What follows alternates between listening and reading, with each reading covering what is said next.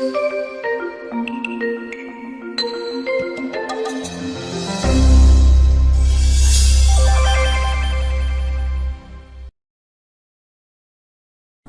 Thessalonians 5:23. And may your spirit, soul, and body be kept healthy and faultless. You are spirit, soul, and body. God and your natural self. Ang Diyos at ang tunay mong likas na pagkatao.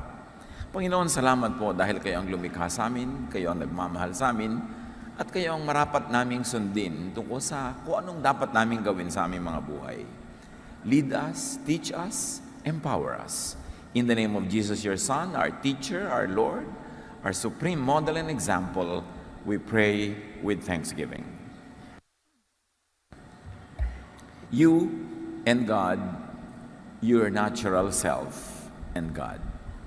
Psalm 139 verse 1, you know all about me.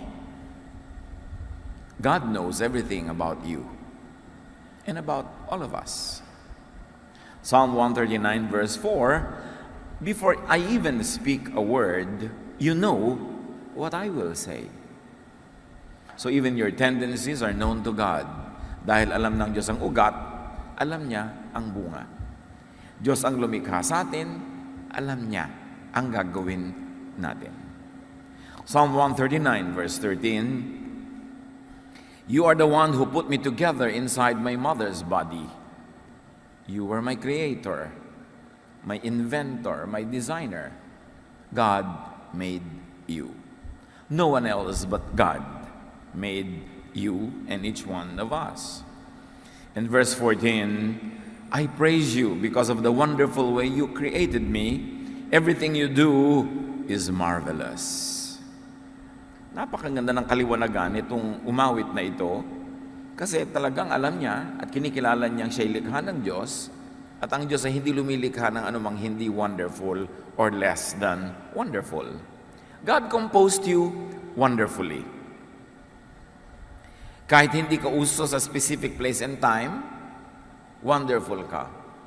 Alam niyo kung ano yung wonderful, ano yung maganda, kung ano yung kaakit-akit, kaibig-ibig, depende yan sa panahon.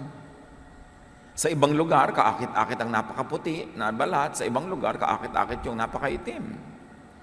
Iba-ibang uri ng kaakit-akit, ibang-iba uri ng maganda, depende kung nasa lugar mo ikaw at nasa panahon. May mga panahon na ganitong usong buhok, may mga panahon na pag tinignan mo yung picture mo 20 years ago, gusto mong mandiri.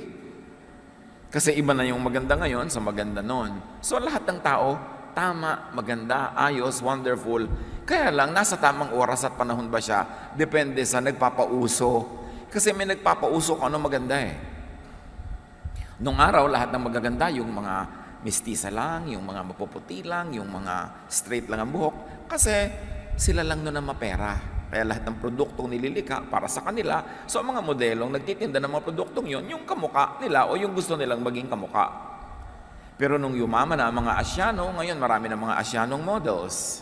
Nung may mga yumaman na ng mga colored people, dumami na yung mga colored na models kasi may economic power sila. So ang totoo nun, yung mayaman, maganda. Kasi siya ang nagdidikta kung ano ang maganda.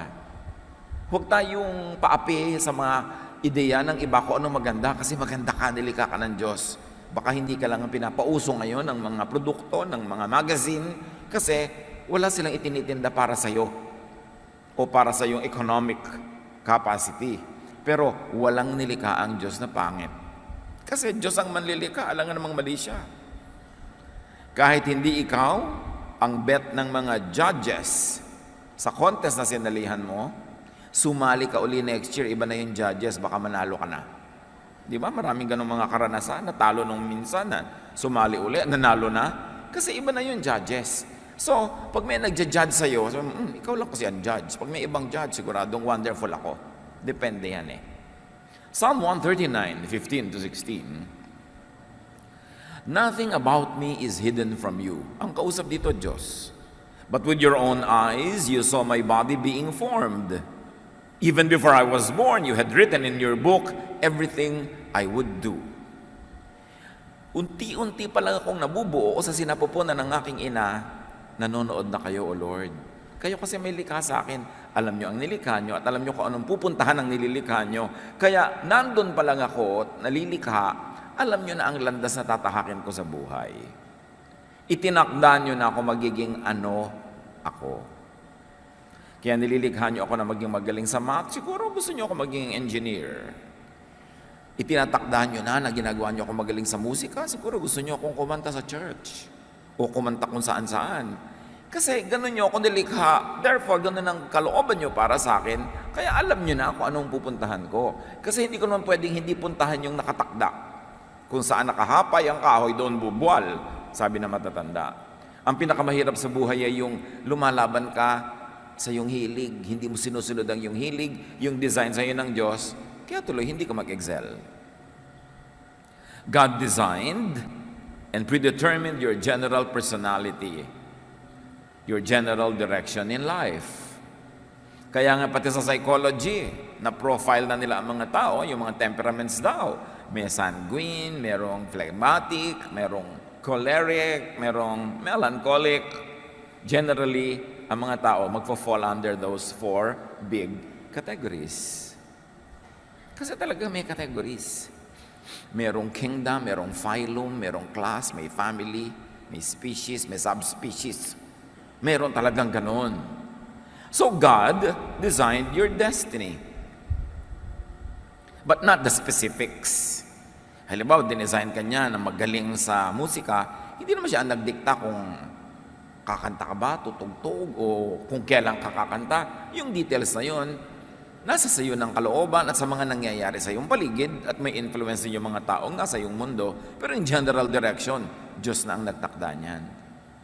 So yung free will na tinatawag, yung change, that is possible only within the inborn nature. Free ka lang within how you were created.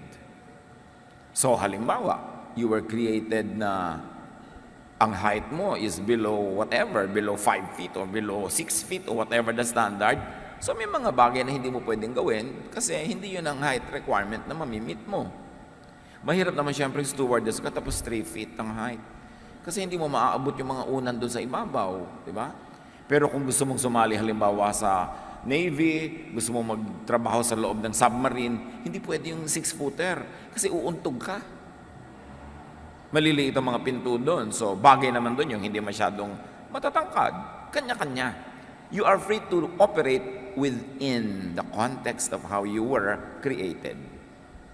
So, ikaw ay cactus, free kang tumubo at lumabay at mamulaklak sa mga tuyo na paligid. Water lily ka, water plant ka, doon ka sa mga matubig na lugar. So, kung nasa tamang lugar ka, ikaw yung magpa-flourish.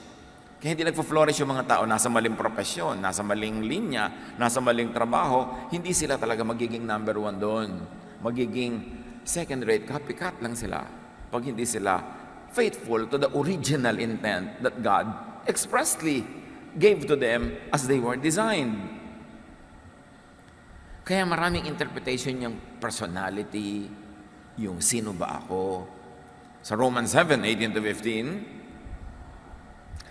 I know that my selfish desires won't let me do anything that is good, sabi ni Paul. Even when I want to do right, I cannot. Instead of doing what I know is right, I do wrong. The sin that lives in me is what does them. This is a very interesting study. Either Paul really believed in what he was saying, or he was leading his readers into an inevitable conclusion as they follow the train of thought. But here, this is the sentiment of legalistic, Mosaic religiosity. Pag conservative, legalistic, makamoses ka sa iyong paniniwala, ganun ang pagtingin mo sa iyong sarili. Alipin ka ng kasalanan, bilanggo ka ng kasalanan, hindi mo kayang gumawa ng mabuti, lagi kang mali, lagi kang guilty. And Paul calls his inborn nature sin. Sinful nature, selfish desire, wrong, evil, at ang bunga nito sa kanya o sa mga tinuturuan niya, guilt. Because Paul demonizes his unchangeable inborn nature. Sinasabi niya, wala akong magawang mabuti. Lahat ng ginagawa ko mali. Kahit sikapin kong gumawa ng tama, hindi pwede. Gusto kong bumait, pero di ko magawa. So napakasama ko. Alipin ako ng kasalanan. So ano nagiging bunga nun? Demonizes is unchangeable, inborn nature. Siya na rin naman ang may sabi, hindi pwedeng palitan to. Kahit anong gawin ko, hindi mapalitan. Like many religious people, demonize what is natural. Napakauso sa maraming mga conservative religious sentiments to demonize desire. Samantala yung desire is inborn, innate in the physical body. Your desire for food sees to it that you get to eat. Your desire even for sexual activity sees to it that there is procreation among the human race. Kasi mahirap yata yung sexual activity na kung hindi yan desirable, nobody will do it kasi nakakapagod. So, minamasama lahat yan ng mga Moses, ng mga conservative religiosities. At yan ang ine-essay ni Paul sa kanyang mga katuruan. Kung talagang naniniwala siya doon, o device lang niya yon para pumunta sa gusto niyang tumbukin na usapan, that is known only to him. Romans 7:21-23, sa pagpapatuloy ni Paul, the law has shown me that something in me keeps me from doing what I know is right. But in every part of me, I discover something fighting against my mind. And it makes me a prisoner of sin that controls everything I do. So sinasabi niya, mayroong isang batas na umiiral sa aking kalooban, sa kaibuturan ng aking puso, na nagsasabi sa akin kung anong tama. Pero bawat bahagi ng aking katawan, kinakalaban yung tama na iniisip ko, kasi ang gusto ng katawan kong gawin, yung mali. So anong bunga niyan? Nagiging bilanggo ako ng kasalanan. Paul was talking about the contradiction between what he knew was right and what his body naturally does. Sabi niya, malinaw sa aking isip, na actually lang ibig sabihin ni Paul ay ito, malinaw sa aking paniniwala, malinaw sa aking kinagisnang katuruan, malinaw sa nakasaksak sa utak ko na standard of what is right and wrong, malinaw doon kung anong tama. Pero pag tinignan ko ang bawat bahagi ng aking katawan at ginagawa ko araw-araw, yung mali ang ginagawa ko. So may gera, yung iniisip ko at pinaniniwalaan kung tama at dapat sa katotohanan ng buhay ko na totoong nangyayari.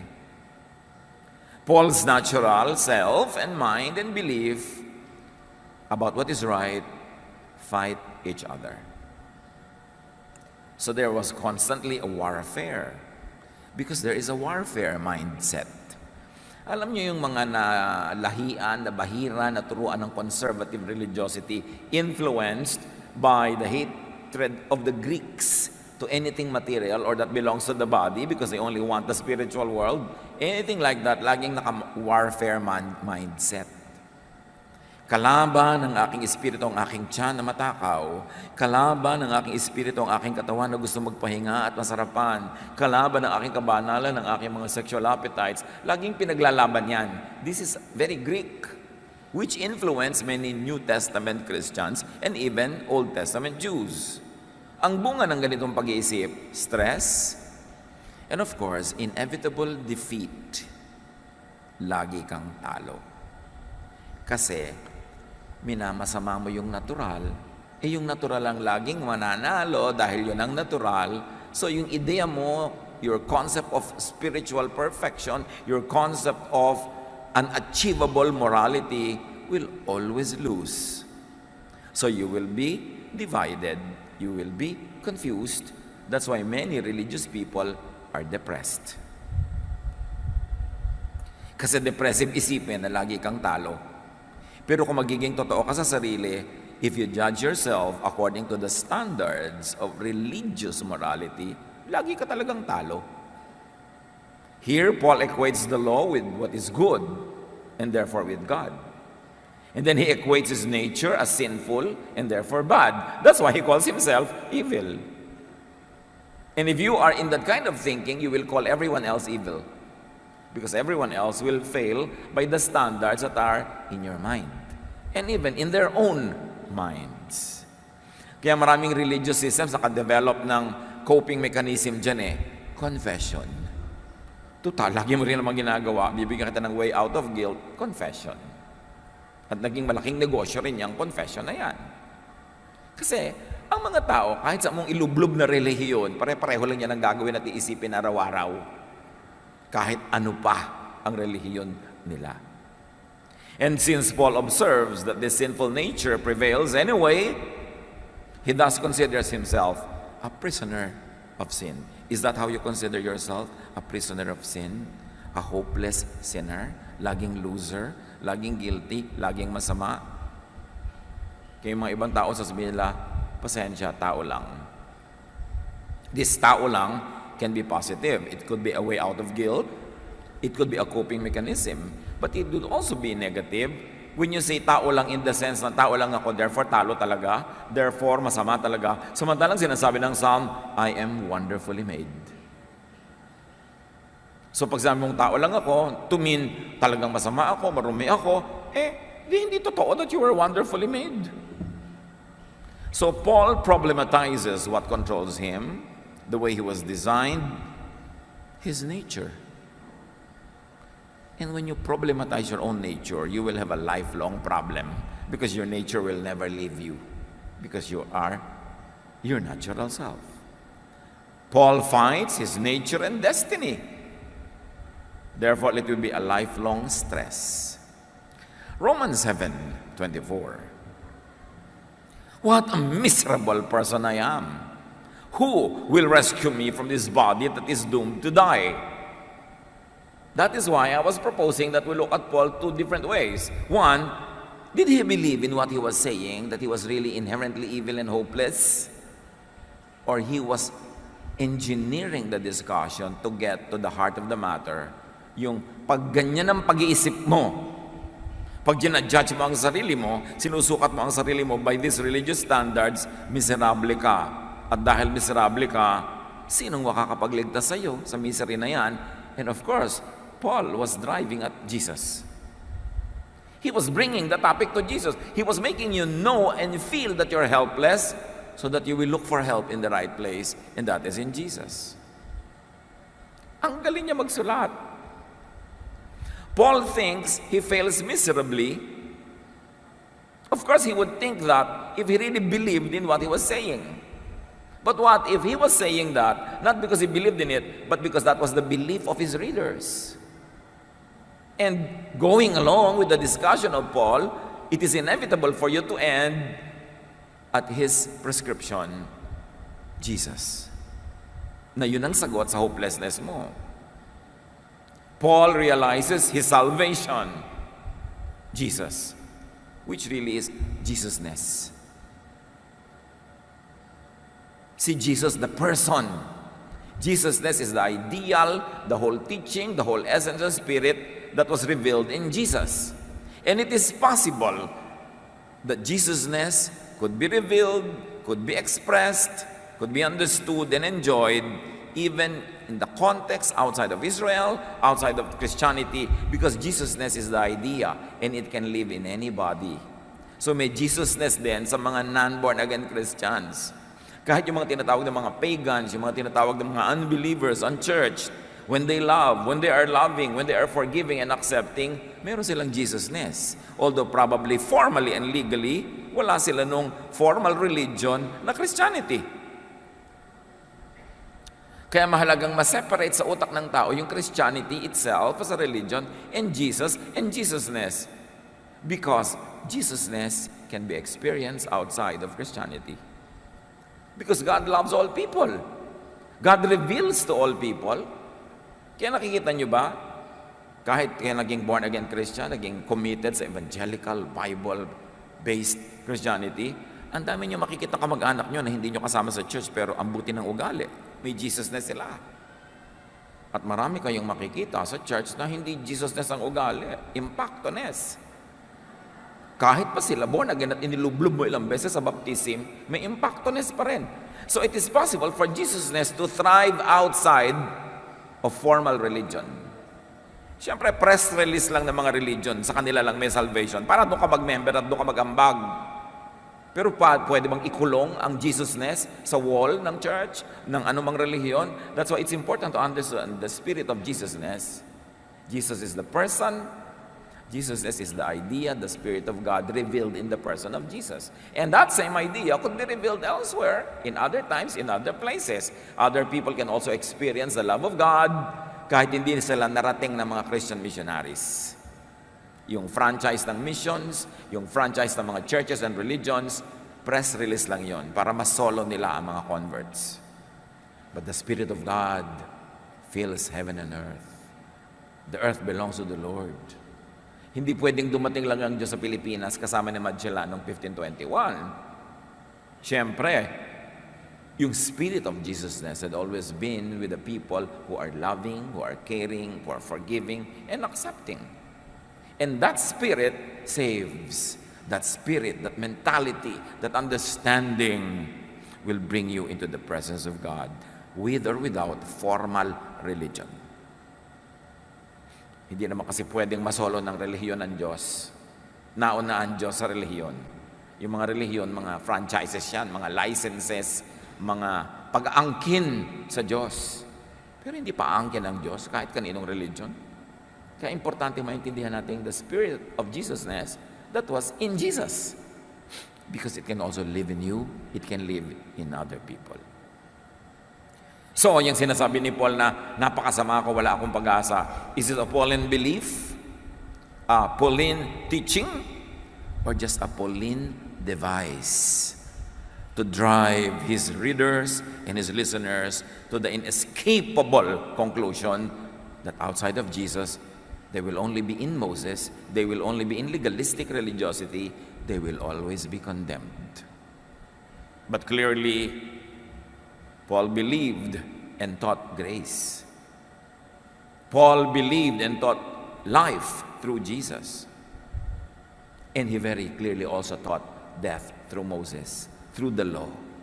Sa lahat ng nagsulat dyan sa collection ng New Testament, napakalinaw ng pagkakaunawa ni Paul sa binigay ng Diyos na kaligtasan sa mga tao through Jesus and Jesusness. Now, the general essence and direction of individual personality is predetermined by unique inborn traits. Balik tayo sa yung natural self mo.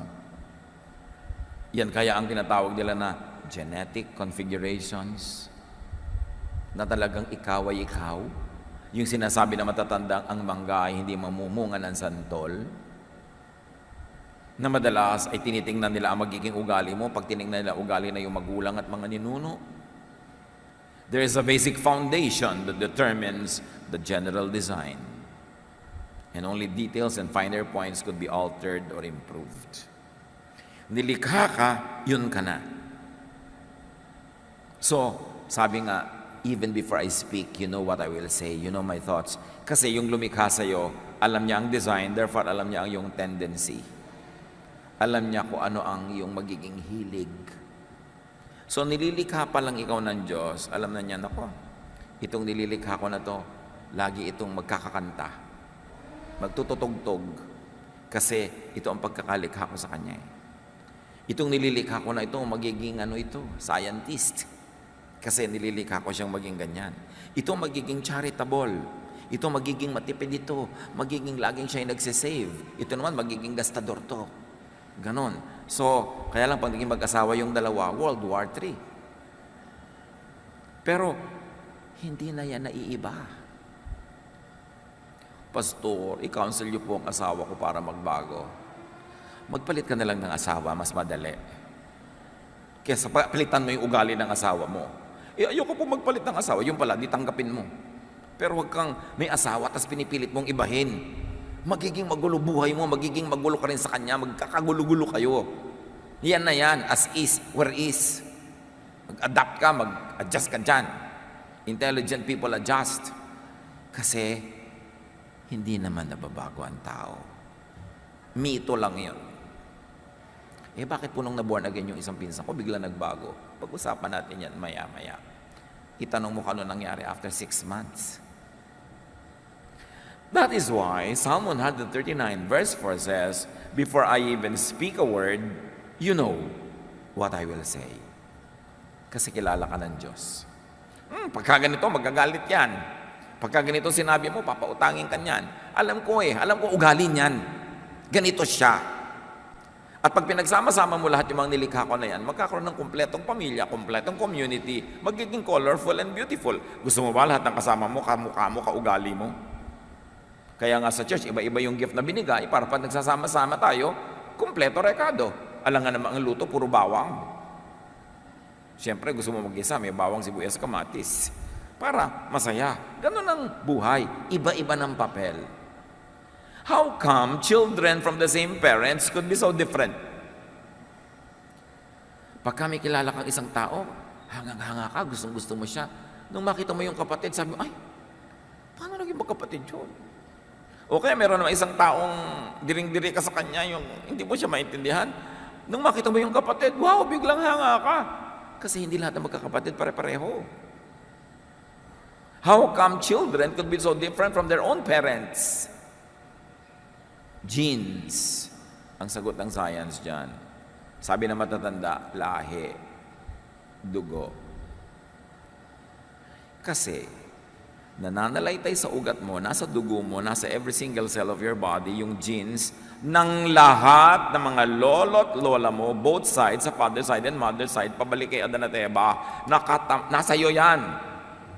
Ngayon, kung kaninong ilong ang mananalo at lalabas dito sa isang kapatid mo, Diyos lang ang nagda-assign nun. Kaya may mga magkakapatid na magkakaiba ng ilong. Mayroong magkakaiba ng buhok, may kulot, mayroong straight, mayroong magkakaiba ng talent. Kasi ang dami niyong lolo't lola na pagkukunan, nagko-combine, nagsasama-sama sa isang tao, nagiging individual tuloy siya. But all human traits and character could come only from the genetic pool, from design, from creation, from God.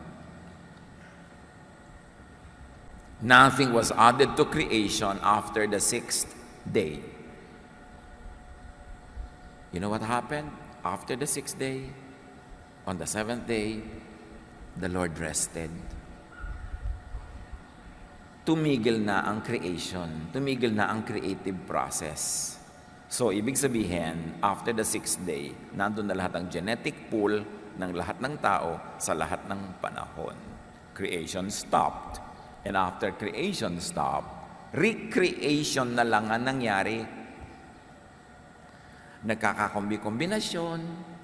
Kaya kahit sa dalawang taong Adan at Eva, biglang nagkaroon ng may maitim, may maputi, may dilaw, may kulot, may straight. Kasi nasa kanila na mismong katawan lahat ang genes ng buong sangkatauhan na habang may mga nagsasamang lalaki at babaeng nakaka-create sila ng isang bagong individual, namimili lang ang Diyos kung alin pipitasin na gene, alin dito, alin doon, at ilalagay sa individual na ito. Kaya ikaw yon, and you are wonderfully made.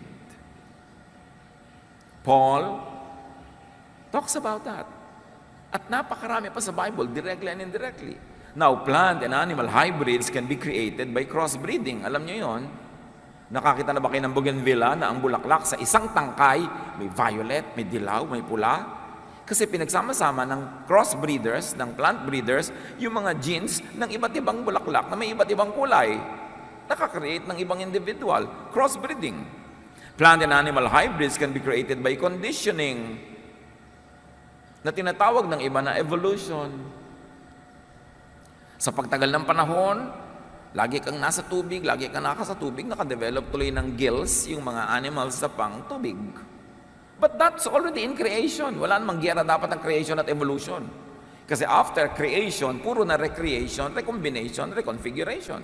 Kaya yung mga nagtatrabaho lambawa sa mga toll gate na nag-aabot ng ticket, nagbabayad, kung pagtatrabahuin mo siya dyan ng 300,000 years, hahaba ang kanang kamay o kaliwa para madali niyang maabot. Siyempre nag-a-adjust ang creation na tinatawag nila na evolution. Galing din yun sa Diyos, hindi yung kontra. Nag-a-adjust lahat. Tingnan yung halaman. Paso. Nakaharap na ganyan lagi sa araw yan. Subukan yung italikod yung paso. Bukas, unti-unting lumilingon uli yung mga dahon patungo sa halaman. Di ba? Mamaya isang linggo, nakaharap na sila uling lahat. Ikaw naman sa dista, inikot mo na naman yung paso. So yung halaman, pagod na pagod ka adjust, pero babalik at babalik yan kung saan siya nakakakuha ng araw. Iyon, all in one day, all in one week, nakaka-adjust. Padaanin mo pa ang libong taon. People adjust. All new traits are actually old, except that they were not visible at once. Yun ang tinatawag nila kumisan na recessive genes. Nananalo yung dominant genes, pero kapapalit-palit ng mga kombinasyones, lalabas din sila. Lahat ng evolution, mutations, reconfigurations could have only come from the same genetic pool because God created everything. Except that not each and every one of those creations were visible all at once at the same time. May panahon na lalabas yun. Kaya wala namang dapat giyera yung creation and evolution. Lawakan mo lang yung pananaw. The earth is the Lord's and everything in it. At dapat i-consider mo that sometimes Bible language is poetic. Literary creation yan. Hindi ka naman dapat laging literal para ma-accommodate mo yung mga sinasabi ng reason, even ng science. So everything and everyone in all combinations and reconfigurations must have pre-existed invisibly until they were made visible. Nandun na yan, hindi pa lang lagi visible. Tulad na isang bata. Kumisan yung isang bata, straight na straight ang buhok. Pagkasilang, pagkatapos pagka nagna 9, 10 years old na, sumusimula ng kumulot. Sabi mo, ayan, lumalabas na yung buhok ng ama. Meron naman nung isilang kulot-kulot, nung nagiging teenager, tumawid yung buhok. Kasi dati nang nandun yung tuwid na buhok na yon, kaya lang ang nakalabas pa lang sa simula yung kulot. It takes time for reality to manifest itself in the material world. Kuminsan ang lusog-lusog, tapos pag nag-30 years old, ayan, lumalabas na yung sakit ng ama. Ang ama kasi niya, nung 30, nagkaroon na ganun sakit. Pero hindi laging lumalabas agad. Yung mga ganyang katotohanan pre-existed invisibly until they were incarnated. Like the Word, Jesus pre-existed in the spiritual realm before the incarnation.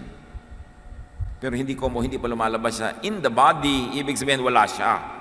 Nandun siya sa ibang dimension, pero pag niloob ng Diyos na ilabas na sa ating physical, earthly dimension, doon pa lang natin nakikita. Ephesians 1:4, even before He made the world,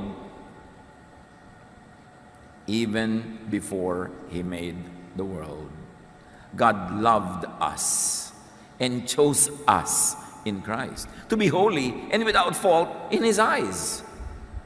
So sabi, bago pa nauna ang mundo, nasa isip na ng Diyos, ikaw, kinrate ka na niya, kaya lang hindi ka pa sumusuplot sa mundo. Parang si Jesus who was a Word, in the beginning was the Word, but then later on became flesh. Ikaw din, nag-pre-exist ka na sa isip ng Diyos. At doon pa lang, banal ka na. Malinis ka na, mahal ka na niya.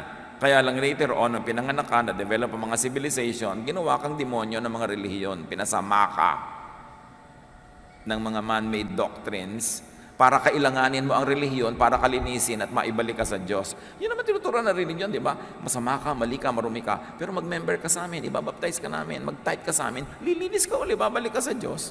Ito yung press release. But before the foundation of the world, before religions developed, God already knew about you, and God already made you holy in His sight. Until religion condemned people, so that religion could be the sole dispenser of salvation. Palawakin ng pagkakaunawa sa Diyos. Huwag siyang ikulong sa religious walls. Marami kasing ganyan. Pinipilit kang ibahin, baguhin ang religion para lagi kang kulang, para lagi kang ambag ng ambag, guilty ng guilty, confess ng confess, hanggang kamatayan mo na yon. Hindi mo na maaabot yung kagustuhan mong contentment with yourself. Jeremiah 13:23, can you ever change and do what's right? And even if so, what is right? Whose standard is right? Can people change the color of their skin? Or can a leopard remove its spots? Of course. The prophet knew the answer. No. I cannot change and do what is right by your standard. I cannot change the color of my skin. If I'm a leopard, I cannot remove my spots. If so, sabi ni Jeremiah, then maybe you can change and learn to do right. The obvious answer is no. By the law, you can never do right. You will always be wrong. By the law, you can never change. You will always be hopeless and evil and needy of religious service. No one could and should be expected to change their God-given nature just to suit some man-made philosophy or theology, just to suit some man-made concepts of what is good and what is bad. Kasi kahit naman mga religions of the world, major religions of the world, may pagkakaiba-iba pa rin sila ng concept of what is good or bad. It is bad to kill. Yes, kill your karelihiyon, but it is good to go religious war and you will be rewarded by God. Ano yun? Kitang-kita natin yung pag-manipulate ng tao sa religious thought to benefit a certain society, a certain civilization, or a certain religious group. Kinakawawa ng majority ang minority, pinapakonform. And because the majority control religion, yung mga minority kawawa, they are made to feel evil, less, and they are made to feel like outsiders. Kinakawawa ng powerful ang weak. Dina-dominate. Kaya maraming inventors ng doctrines, ng concepts of what right and wrong. Civilizations, ancient religions promote doctrines that serve their interest. This is social engineering. So it is all right to kill people who don't belong to our tribe. It is all right to kill people who don't belong to our religion. It is all right to dispossess people of their lands dahil gusto ng Diyos atin tong land na to. Do you think God will really do that? Sasabihin ng Diyos, kill the women, kill the children, kill everybody and get the land? O press release ng land grabbers. And they say, sabi yan ng Diyos. Ang Diyos ba naman na napakabuti at mapagmahal, ibibigay sa'yo yung nandun at pag-aari ng iba, tapos sabihin, patayin mo siya para maging sa'yo. You should critique even religious thought.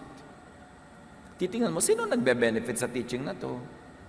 Sino yung na-empower? Sino na di-disempower? And you will begin to know if it's man-made or not. Because many religions develop not really as a revelation from God, but as a social tool for engineering and social control. Study history. Kung paano na-develop ang mga religions. Siyempre, lahat yan i-claim, bumaba ang Diyos, kinausap yung kanilang founder. Pero sabi ng Diyos, patayin mo yung iba para maging sa'yo yung tinitira nila. Ganun. Maniniwala ka dun. Matthew 15:8-9. These people honor me with their lips, but their hearts are far from me. They worship me in vain. Their teachings are merely human rules. This is Jesus speaking and quoting even Isaiah 29:13. Sabi ng Diyos, hanggang bibig lang ang pagsamba sa akin ng mga relihiyones na yan. Malayo sa akin ang puso nila. Baliwala ang pagsamba nila sa akin kasi ang katuruan nila, imbento lang nila para sila ang mag-benefit. Jeremiah 14:14. Then the Lord said to me, the prophets are prophesying lies in my name. I have not sent them or appointed them or spoken to them. They are prophesying to you false visions, false divinations, idolatries, and the delusions of their own minds. Punong-puno na ang Diyos sa mga kabalbalan ng mga propeta, mga katuruan na sila lang ang nakikinabang, kaya ipinadala niya si Jesus. Liwanag para liwanagan ng madilim, daan para buksan ang nakasarang daan. Siya ang kapayapaan dahil naguguluhan ng mga tao. Siya ang kapahingahan dahil pagod na ang mga tao sa pagpapahirap sa kanila ng religious doctrines. Kaya ipinadala, and in Him the fullness of the deity lived in bodily form. There is no name given under heaven by which men are to be saved but by the name of Jesus. Because it is Jesus that reveals the true heart of the Father. Because the Father had been so misrepresented by religions for so many generations that people no longer knew God. They only knew the image, the false image of God created by religions. Kaya ipinadala si Jesus. That's why it's important to go back to basic Jesusness instead of just generalized religion or generalized Christianity. Go back to the heart of the matter. And that is Jesus. So despite the false prophets and teachers, despite what they say about you, accept yourself and others as God created you and as God willed that you would be acceptable to Him. And since the people had been misguided, Jesus was sent to guide them back to the reality that the Father loves us. And if we have been condemned by ourselves and by our traditions and our previous knowledge, then God forgives us. And you forgive yourself. And you get on with life. Do not reject people's realities because of invented religious teachings. Yung un-Jesus teachings. Nakita nyo yung un-Jesus teaching? Ito ang babae, nahuling nagkakasala, batuhin hanggang mamatay. That is the Moses teaching. Pero hindi siya ipinabato ni Jesus. Sabi niya, yung walang kasalanan, maunang bumato. In other words, hindi siya ipinabato. That is Jesus. Ibang-iba. So dapat malinaw ang pagkakaunawa natin kay Jesus. Huwag natin siyang ihalo sa iba. Kasi ipinadala siya. Sitting at the right hand of the Father, continuously interceding for His people. Accept yourself and others. And if you want to improve, that's good. But improve and change within your natural limits. You cannot be who you are not. Do not deny your truth just because some religious myths tell you that you are bad. Do not problematize and struggle with your truth. Yung mga truth natin, ano ba totoo tungkol sa inyo talaga? Do not struggle with it because God made you. You were conditioned probably by culture, by tradition, by religion, by philosophy to think that you are not good, that you are bad. But God created you. Look at your innate, natural self. Siyempre maraming nadagdag sa ating sarili, bukod doon sa inborn. Yun ang pwedeng palitan, pwedeng ayusin, pero yung basic inborn, accept it, live with it, be happy with it, because you were made by God. Do not burden yourself and do not burden others with impossible demands for change. Anong sabi ni Jesus tungkol sa Sabbath?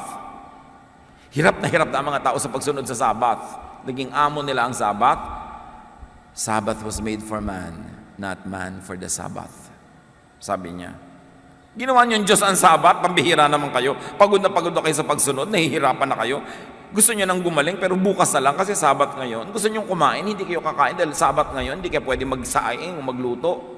Gusto niyong mamasyal, hindi kayo makapamasyal dahil Sabbath ngayon. Sabi niya, Sabbath was made for man, not man for the Sabbath.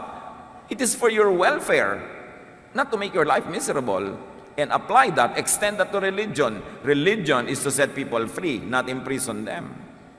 Religion is for man, not against man. Not man for religion. Pero baligtad, ang 99% ng umaandar sa utak ng mga tao, na-enslave sila ng system. Do not let oppressive and discriminatory standards and laws dictated by the majority, by the powerful, enslave you. Do not submit to groups that demonize your reality. Sasali ka, tapos walang ginawa kundi kastiguhin ka, sabihin masama ka, mali ka, pagiltihin ka, ba't ka sasali? Ba't mo papahirapan ang sarili mo? Kaya nga si Jesus, nagtuturo outside of the temple, not inside. Si John the Baptist, nagbabautismo sa labas ng temple, not inside. Dahil naaapi kayo mga tao doon sa loob eh. Jesus accepts and loves you before the world began.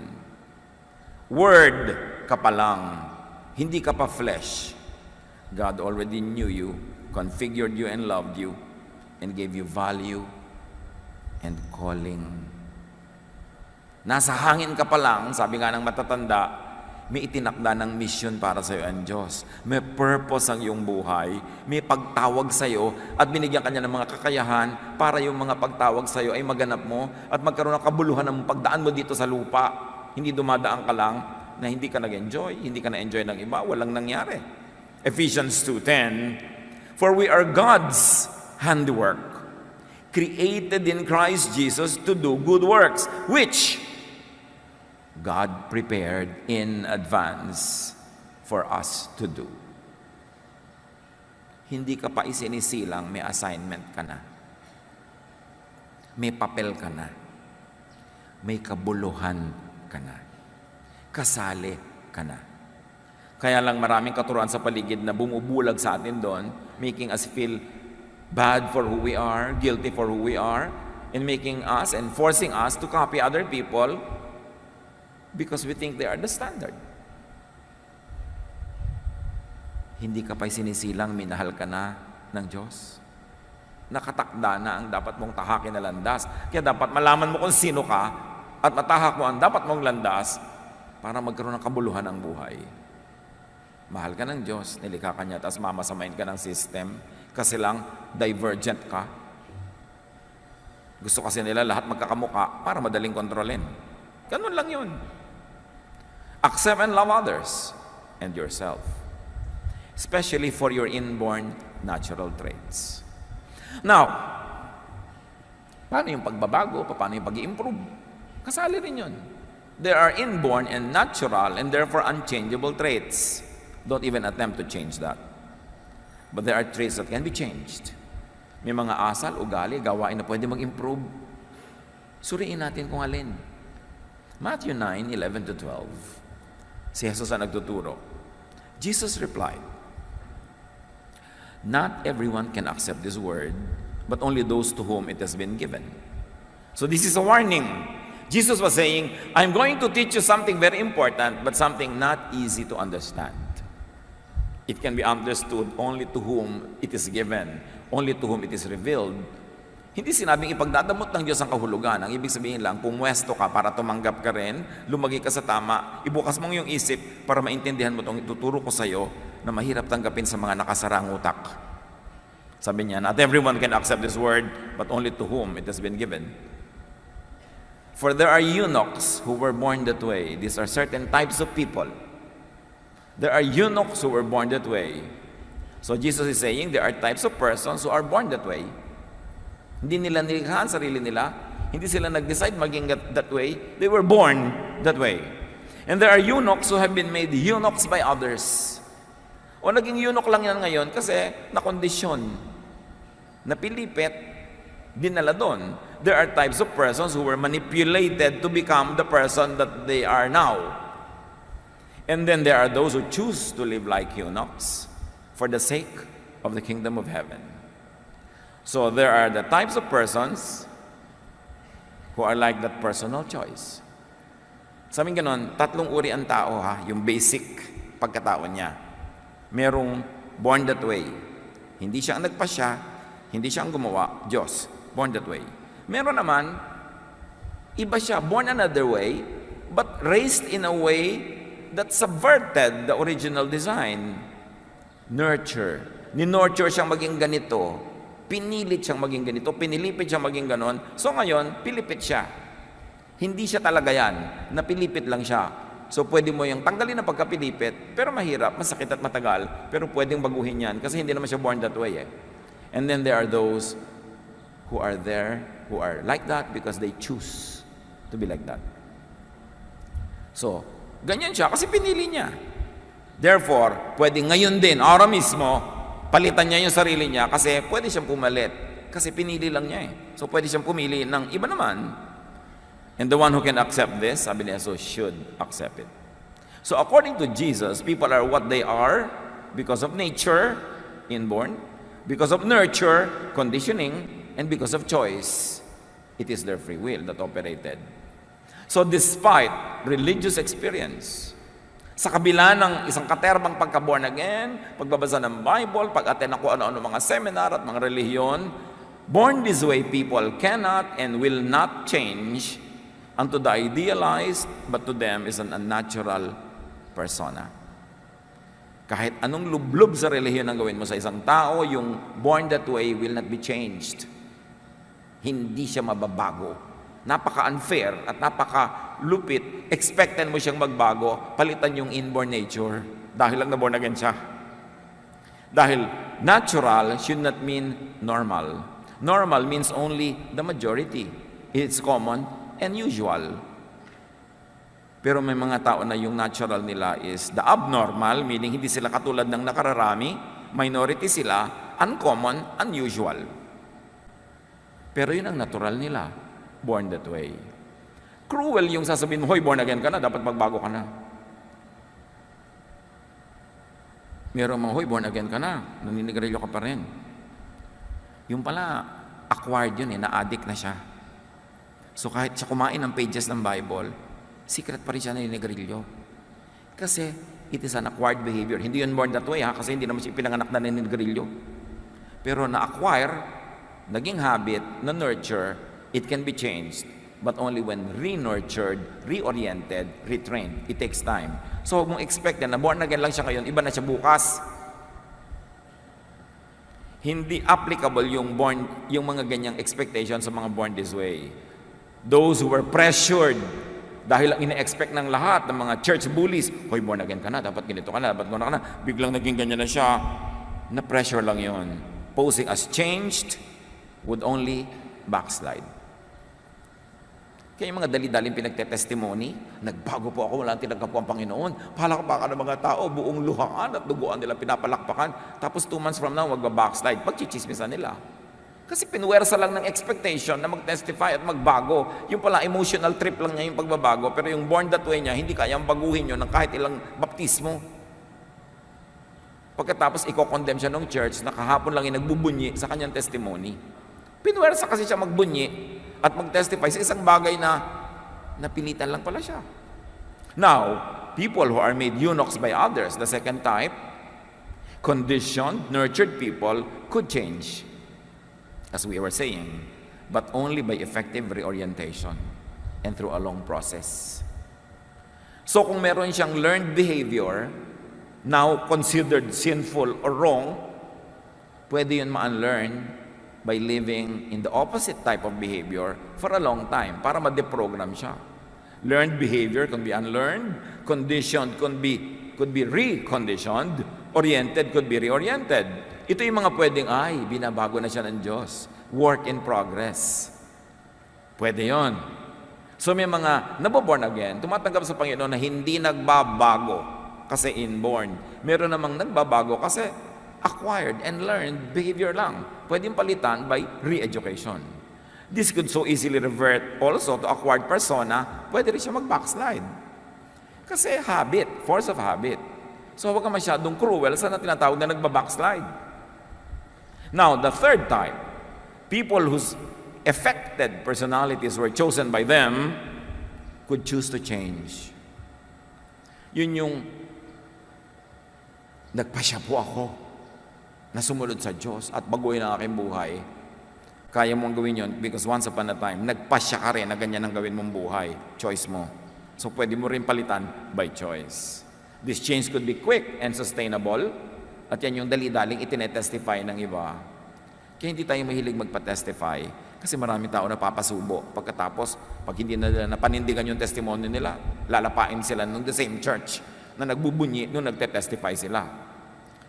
So, yun yung talagang pwedeng binago na talaga. I have decided to follow Jesus.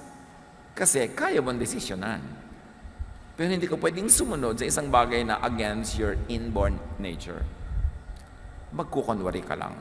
Magpapanggap ka lang para aproban at palakpakan ka ng mga tao. At yun ang ayaw na ayaw ni Jesus, yung pagbabalat kayo. Hypocrisy. Importante na maintindihan yung tatlong nature na pwedeng palitan. Inborn nature, acquired, na hindi na talaga nature kasi acquired lang, yun ang pwedeng palitan. At yung decided lang, pwedeng to decide against it and to choose another. Jesusness sets people free from wrong-headed expectations, from judgment, from rejection, and from stress. Why will you judge someone if God made him that way? Romans 7:24-25. Kaya ang ending ni Paul doon sa kanyang thesis, what a wretched man I am. Gusto kong bumayat pero di ko magawa. Who will rescue me from this body that is subject to death?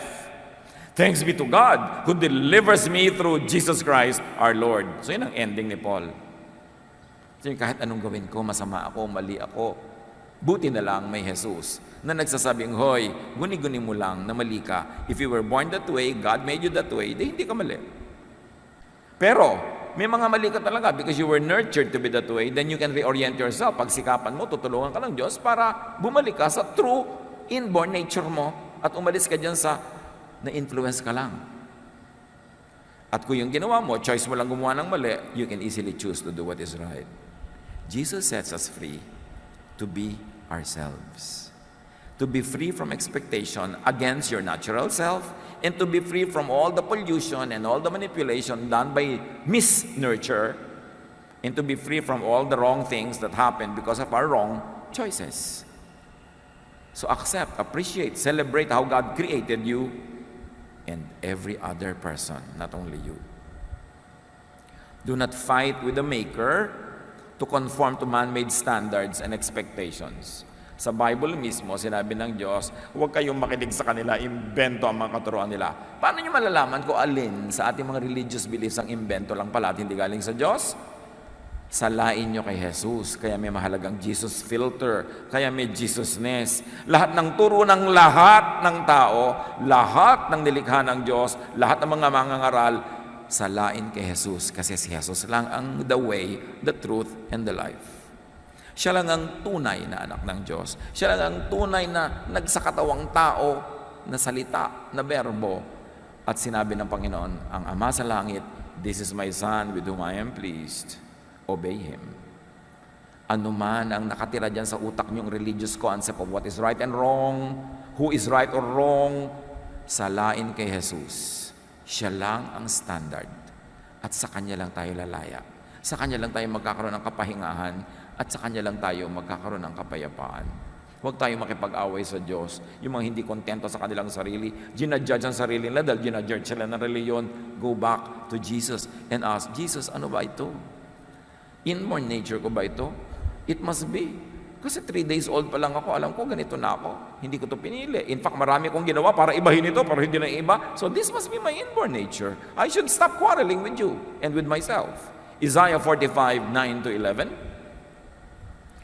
Woe to those who quarrel with their Maker, those who are nothing but potsherds among the potsherds on the ground. Does the clay say to the potter, what are you making? Does your work say, the potter has no hands? Woe to the one who says to the father, what have you begotten? Or to a mother, what have you brought to birth? This is what the Lord says. Do you question me? Or give me orders about the work of my hands? Nilikaya ng Diyos. Kayong mga ina, mga ama, more than anyone else, kayong nakakaalam kung ang anak nyo born that way.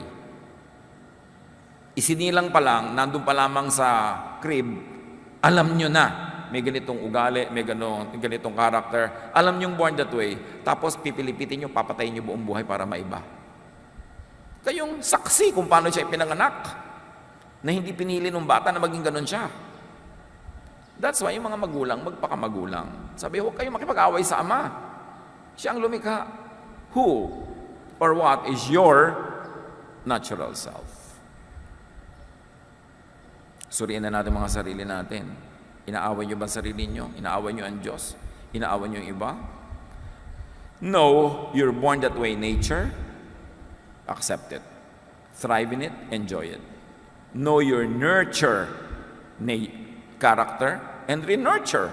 If it is not in conformity with Jesusness, know the choices you have made about yourself and make other choices if the choices you have made before are not in conformity with Jesusness. But if they were, at pairalin mo ang Jesusness in our lives.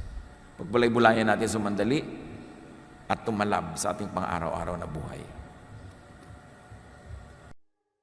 Love to you, mga pamangkin. Dito tayo mag-aral ng salita ng Diyos. Dito tayo mag-aral ng mga praktikal na bagay, magdalanginan para sa isa't isa, makinig ng mga mensahe, at dito tayo magsasama-sama spiritually sa ating official Ed Lapis YouTube channel na ang address ay Sabi ni Kuya Ed. Remember, dito tayo ha? Sabi ni Kuya Ed, ang ating official YouTube channel.